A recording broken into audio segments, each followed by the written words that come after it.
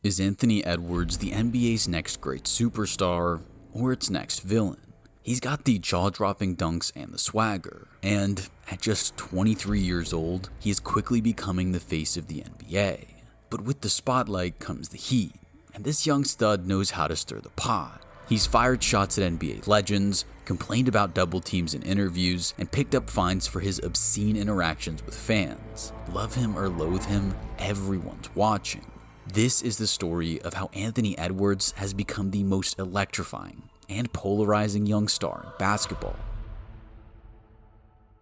It took just one season in college for Anthony Edwards to prove that he was ready for the bright lights of the NBA. He racked up 19.1 points, 5.2 rebounds, and 1.3 steals per game for Georgia, making him an easy pick for SEC Rookie of the Year. The Minnesota Timberwolves were then the lucky team in possession of the first overall pick in the 2020 NBA draft, and there was little doubt who they would be selecting. Edwards combined a long and strong frame with incredible explosiveness and fluidity in his movements, making him a true menace on the court. He was the perfect combination of creative and clinical, and he put those skills to work immediately, racking up 19.3 points per game as a rookie. This edged into the 20-point per game mark in 2021-22, helping the T-Wolves transform into a force in the West. A 46-36 record that year was their first winning effort in 4 years, and only the second time they had reached the playoffs in the last 18. Under Chris Finch, Minnesota would then enjoy 4 straight playoff berths in a row, and Edwards was the main reason why.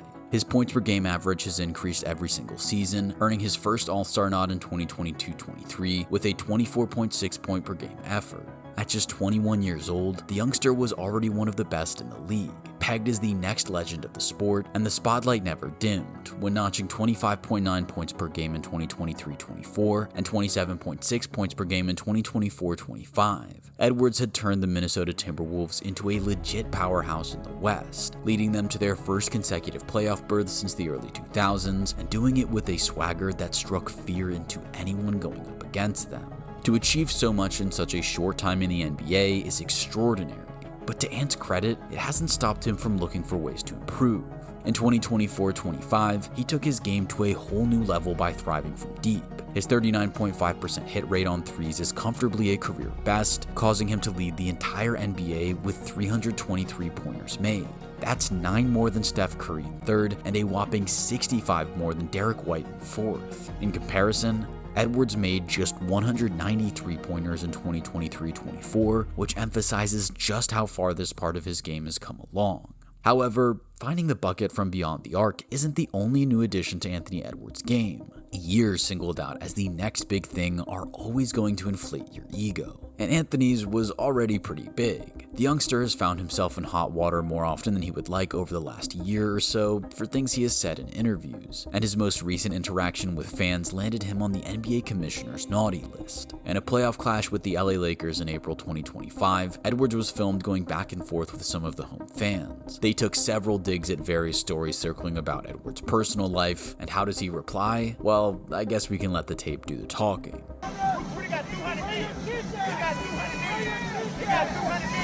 Hey! You suck! You got 300 million!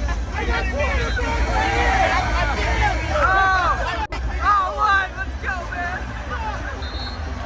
You can't deny the kid has confidence, and it's always fun to see players give a bit of stick back to the fans, but it's hard to argue against this being a questionable trash-talking technique at best. Earlier this season, there was talk about Edwards being the face of the NBA, but moves like this are not going to make those in suits happy. This point was proven by the fact that the NBA slapped Edwards with a $50,000 fine for what they called directing inappropriate language and making obscene gestures toward a fan. To be honest, it's hard to argue with that assessment. This unsurprisingly triggered a wide array of reactions from around the industry. Plenty were happy to see a player fight back against the dreaded Laker fans, but there were plenty who pointed to this incident as an example that Edwards still has a long way to go from a maturity standpoint.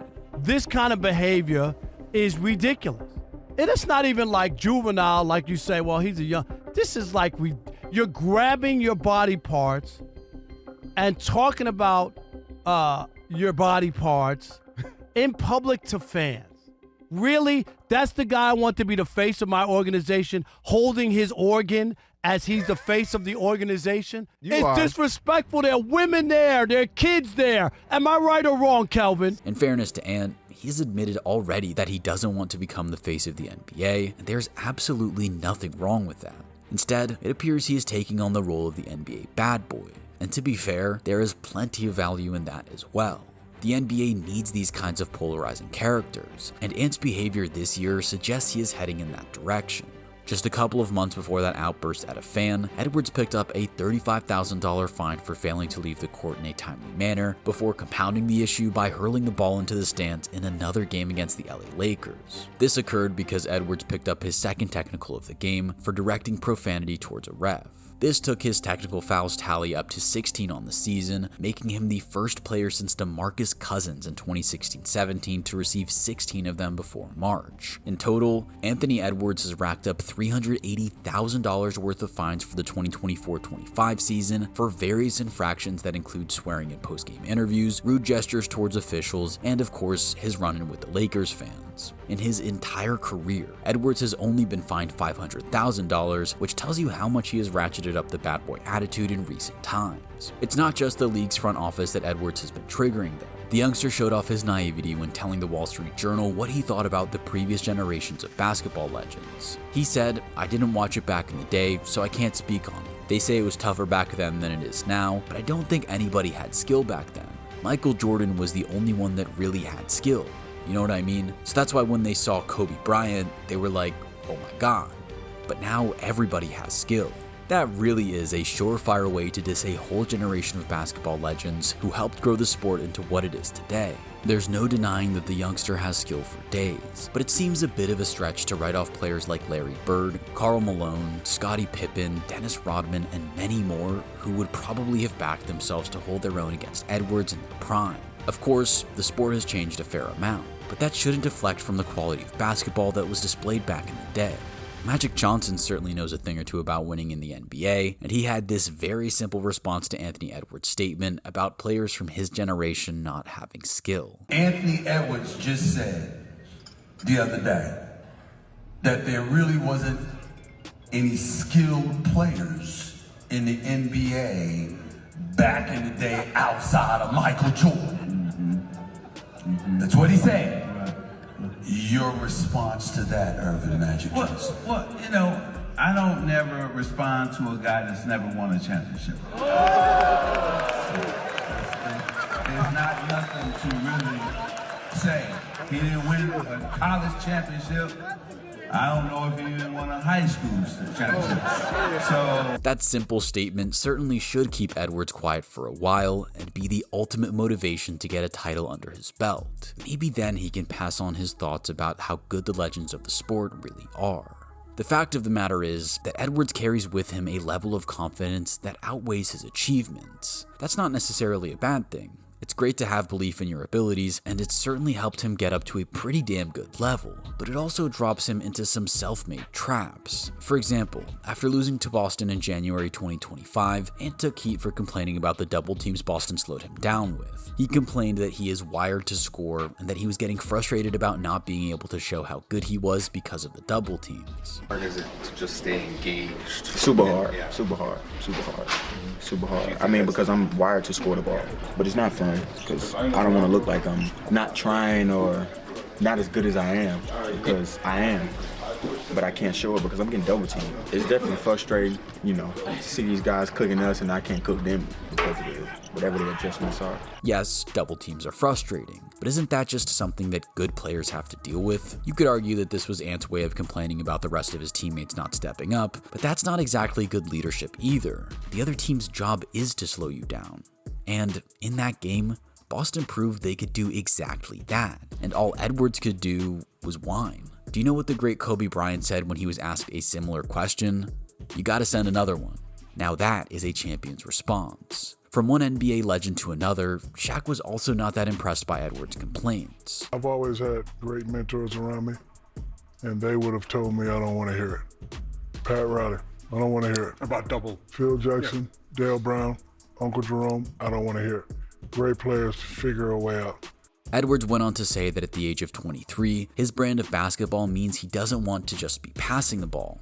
And that's fair enough. But you have to earn that right through your play. There were several times in that Celtics game where Edwards refused to send the ball out to his wide open teammates, instead taking on outrageously difficult shot attempts to try and make the play himself. Perhaps a few more of those, and the double teams might have eased up, and Minnesota might have even won the game, considering they lost by just 3 points. Obviously, players like LeBron James and Nikola Jokic are in totally different stages of their careers now, but their selflessness is part of what makes them great.